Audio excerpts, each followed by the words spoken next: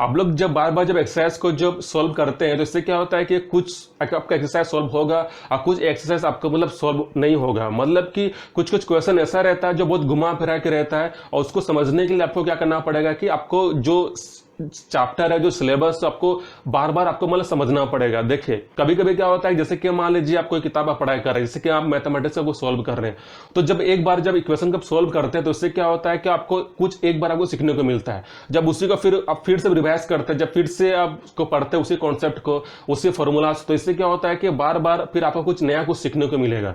जैसे कि मान लीजिए आप फिजिक्स में कुछ आप कॉन्सेप्ट का पढ़ाई कर रहे हैं, अब बार बार जैसे कि आप एक कॉन्सेप्ट को आप पढ़ें, उसके बाद कुछ समझें, उसके बाद फिर दोबारा उस कॉन्सेप्ट को पढ़ेंगे तो हो सकता है कि आपको क्लैरिटी और ज्यादा आ जाएगा। फिर आप तीसरा बार जब पढ़ेंगे तो उससे क्या होता है कि आपके पास और क्लैरिटी आ जाता है। मतलब कि आपका जो कॉन्सेप्ट है और आपका डीप हो जाता है, मतलब आपका माइंड में वो अच्छा से बैठ जाता है। मतलब पूरा कॉन्सेप्ट है, जो फिनोमेनन है, उसको अच्छा से मतलब समझ लेते हैं। तो आपको मतलब यही करना है। जैसे कि मान लीजिए कुछ फॉर्मूलाज आपका बनता है, जब भी कुछ फॉर्मूलाज बनता है तो उसका भी एक टर्म्स होता है, एक बेसिक रूट होता है कि ये फॉर्मूला कहां से आपका मतलब निकला है।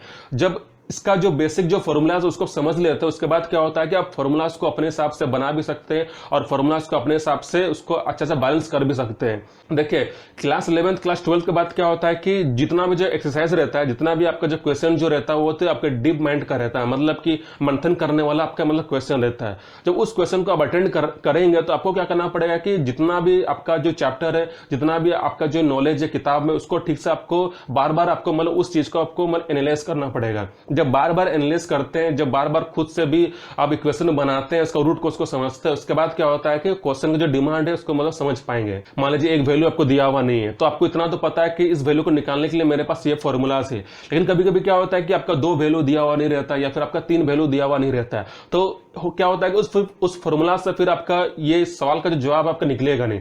तो फिर आपको क्या करना पड़ेगा कि खुद से आपको फॉर्मूलाज को बनाना पड़ेगा, खुद से आपको समझना पड़ेगा कि इस क्वेश्चन में कौन सा फॉर्मूला सूट करता है, कौन सा सुटेबल है। तो आपको खुद से भी मतलब उसको एनालाइज करना पड़ेगा। और फॉर्मूलाज को तभी आप एनालाइज कर पाएंगे जब आपको आपके पास बारीकी से नॉलेज और डीपली वाला जो नॉलेज होता है, इंफॉर्मेशन होता है, जब आपके पास वो रहेगा। देखिए कभी कभी क्या होता है कि जो टेक्स्ट हम लोग पढ़ते हैं तो उस टेक्स्ट को पढ़ने से क्या होता है कि कुछ चीज आप समझेंगे, कुछ चीज आप नहीं समझेंगे। जैसे कि मान लीजिए कुछ आप वर्ड्स आप देख रहे हैं तो उस वर्ड्स का मीनिंग आपको पता नहीं होता, तो फिर उस वर्ड्स को मतलब छोड़ देते हैं। जैसे कि बहुत सारा ऐसा मतलब टेक्स्ट बुक में बहुत सारा ऐसा वर्ड्स रहता है जिसका मीनिंग हम लोग को पता नहीं होता है, और जो आसान वर्ड्स रहता है उसको उस वर्ड्स को हम लोग मतलब समझ लेते हैं। और जिस वर्ड्स को समझ नहीं पाते हैं तो फिर वहीं पर आप लैग कर जाते हैं, वहीं पर आपका जो कॉन्सेप्ट है आपका वहां बनता नहीं है। तो आपको क्या करना पड़ेगा कि जब भी आप कुछ भी टेक्स्ट, जब भी कुछ चैप्टर को स्टार्ट करते हैं तो आपको क्या करना पड़ेगा, आपको अपने पास एक आपको डिक्शनरी रखना पड़ेगा, या फिर आप क्या कर सकते हैं, इंटरनेट का हेल्प मतलब ले सकते हैं। शुरू से जब फॉर्मूलाज को आप ठीक से समझते हैं उसके बाद ही क्या होता है कि जब भी आप एक्सरसाइज को अटेंड करेंगे तो उसके बाद ही क्या होता है कि उस फॉर्मूलाज को अच्छा से अपने हिसाब से, उस क्वेश्चन के हिसाब से, उस फॉर्मूलाज जो उसको अच्छा से मतलब उसको बैठा भी सकते हैं। और आपको ये भी पता रहेगा कि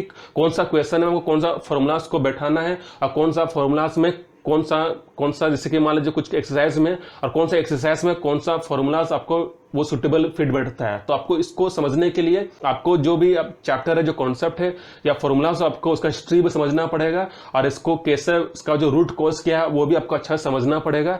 और जो भी वर्ड्स डिफिकल्टीज जो वर्ड्स आपको चैप्टर में या पैराग्राफ में मिलता है, हर वर्ड्स का जो मीनिंग है उसको भी आप डिक्शनरी में देखिए या फिर आप इंटरनेट के हेल्प से भी उसका मीनिंग को निकालिए। उसके बाद क्या होता है कि उस चीज को आप अच्छा समझ भी पाएंगे और जो भी कॉन्सेप्ट है वो आपका अच्छा मतलब क्लियर भी रह पाएगा। जब आपका कॉन्सेप्ट क्लियर रहेगा उसके बाद क्या होता है कि फिर कुछ भी आप एक्सरसाइज, कुछ भी अटेंड करेंगे, कुछ भी आप प्रॉब्लम सॉल्व करेंगे तो उस प्रॉब्लम को आप समझ भी पाएंगे। और जो भी क्वेश्चन आप अटेंड कर रहे हैं और क्वेश्चन का क्या डिमांड है, वो क्वेश्चन क्या मतलब डिमांड कर रहा है, उस क्वेश्चन को आप ठीक से समझ में भी पाएंगे, उसको एनालाइज भी कर भी पाएंगे।